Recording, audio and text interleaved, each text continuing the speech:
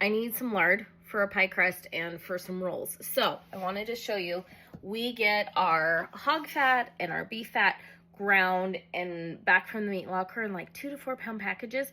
So what I did, this is my crock pot, right? And I'm gonna put it on high because it's frozen. But here's the deal. This is pre-ground. It's gonna melt it. Yes, my crock pot is old. Yes, it's a cine handle, but you know what? It still works. It does the job.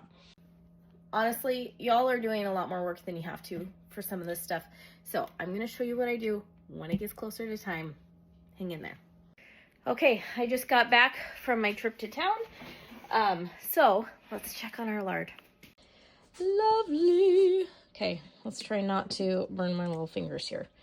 Okay, so most people break all this up, wait until the cracklings happen. Don't do that, okay?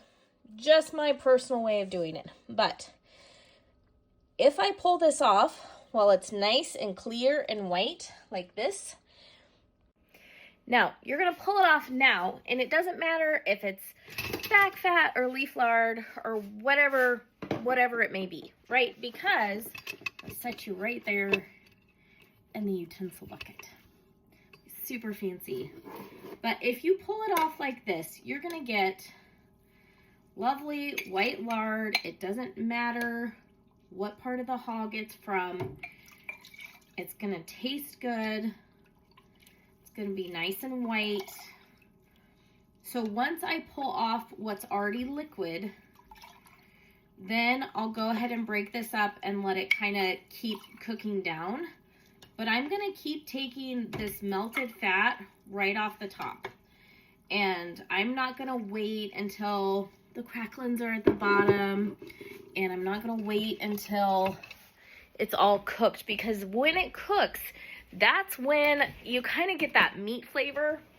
And to be honest, I don't want to have to do more work than I have to do. I want good, nice, clean lard without having to do 29 renderings. So for those of you who render tallow and lard a long time, I applaud you.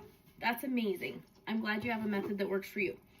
If you are neurospicy and have a million things to do and you just want the shortcut version, this is the shortcut version. So I'm gonna scoot this over a little bit.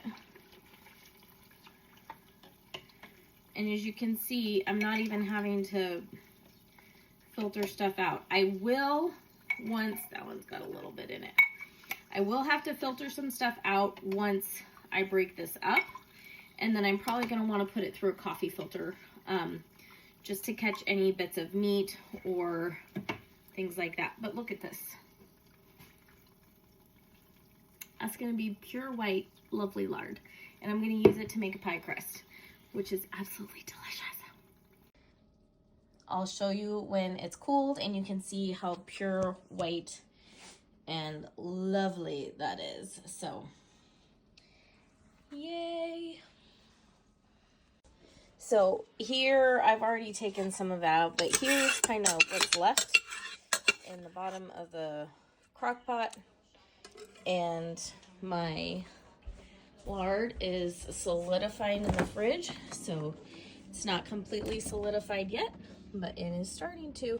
Sometimes if I know I'm not gonna need it for something, I don't need to seal it. Like, I'm making pie crust in the morning, so this is just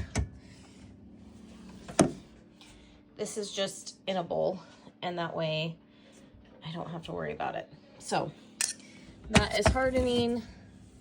That will be pure white, as will that. And then, so the earliest stuff you take off is gonna be the most white, and then so on. So this one will probably have the most, this is from the bottom, so it's gonna not be quite as clear or white. But yeah, that's it. That's how I make my lard. Easy peasy, lemon squeezy. Here's the next morning. Everything's nice and white. Up my lard. There's the last one. You can tell the bottom's not quite as clear as the first one. And this is the middle one.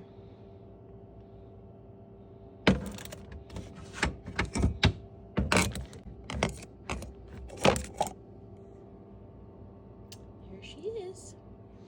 And then here's the bowl of lard.